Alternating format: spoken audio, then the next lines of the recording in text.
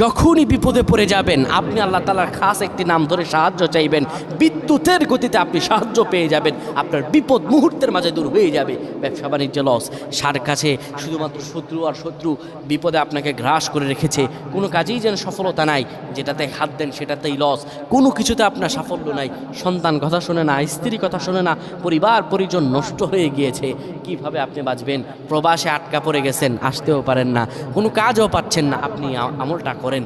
এটি আমার কথা নয়, বিশ্বনবী মুহাম্মদ রাসূলুল্লাহ সাল্লাল্লাহু আলাইহি ওয়াসাল্লামের প্রিয় সাহাবী হযরত যায়েদ রাদিয়াল্লাহু তাআলা আনহু, তিনি একবার মক্কা থেকে হিজরত করে যখন মদিনায় যাবেন, ঠিক সেই সময় বিপদে পড়ে যান।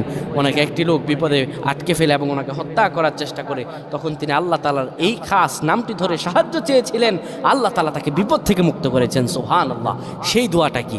তিনি যখন বিপদে পড়ে যান তিনি বলেন, আগিসনি ইয়া রহমান।